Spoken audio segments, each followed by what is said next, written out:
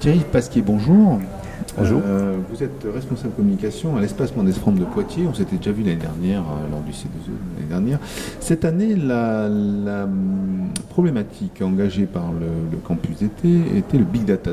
Alors, le Big Data, qu'est-ce qu'on peut faire à l'Espace Mendès France en tant que partenaire sur ce sujet-là ?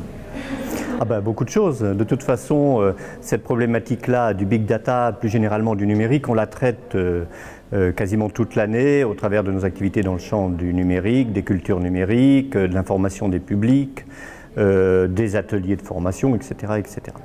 Dans le cadre du C2E, notre rôle est un peu particulier parce qu'on n'a pas de compétences forcément très affirmées dans le champ de l'éducation en tant que tel.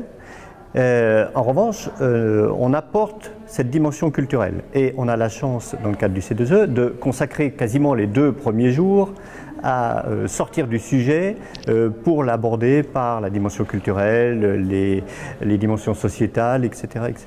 Donc ça, c'est important pour nous et c'est ce qu'on attend de nous dans le cadre de notre partenariat, qui est général avec l'université, mais spécifiquement pour le C2E, c'est d'apporter ce regard décalé, quoi. Et cette ouverture au public, puisque comme le C2E est ouvert à tous les publics, on a aussi un rôle d'information et de dire aux gens, allez-y, c'est pas réservé aux universitaires. Alors, en termes de propositions, ça s'est traduit de quelle manière? Alors, cette année, donc c'était la journée de mardi, qui était plus spécifiquement... qui était à l'Espace Mendès France d'ailleurs.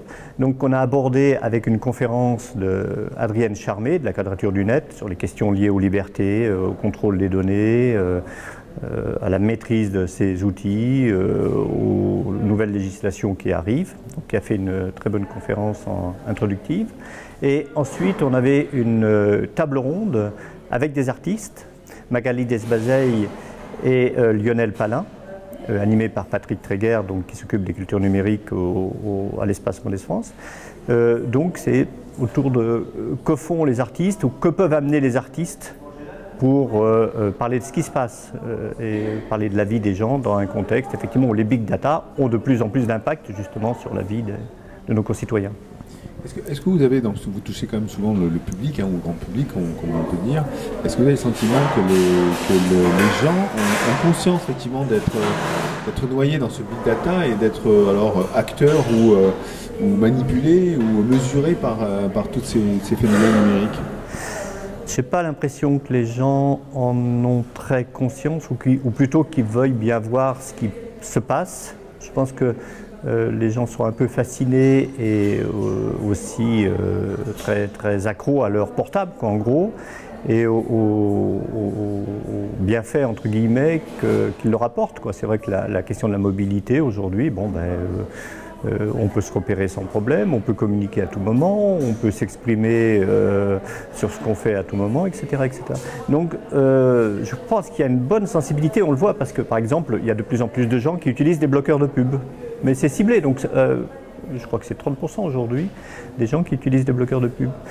Donc ça montre qu'au moins une certaine partie de la population, mais peut-être toujours croissante, est consciente de ça et essaie de prendre des mesures, alors qui peuvent être plus ou moins judicieuses, plus ou moins habiles, mais pour contourner le traçage, pour contourner la pub, des choses comme ça. C'est là où est notre rôle, pour le coup, toute l'année, pour informer les... Vous avez toujours des ateliers de sensibilisation sur ce sujet-là? Oui. On fait toujours pas mal de choses, de formation, d'information, de pratique, quoi.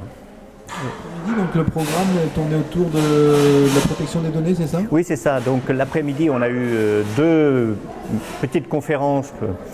La première sur effectivement la protection des données par un correspondant local de la CNIL, qui nous a parlé de la problématique légale sur la protection des données. Et la seconde conférence, c'était autour de Pirate Box, c'est-à-dire l'installation de dispositifs simples d'accès, d'appropriation pour diffuser des contenus culturels dans les bibliothèques.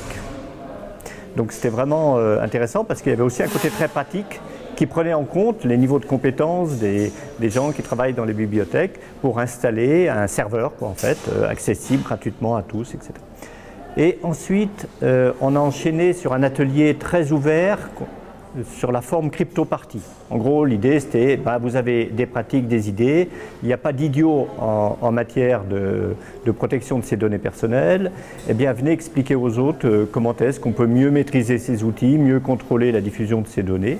Et donc ça nous a emporté jusqu'à 20h à peu près en soirée. Alors ce qui est drôle, c'est que pour le coup, il y a eu une forte participation extérieure. Il y a plein de gens intéressés par ces données qui sont venus se greffer au public du C2E pour participer. Donc ça, c'est intéressant. Et puis on a terminé la soirée avec un spectacle au planétarium, comme on le fait traditionnellement. C'est toujours un peu le clou et la surprise de la semaine du C2E qui s'appelait Synform. C'était une performance audiovisuelle de Frank Brettschneider et Piers Warneke.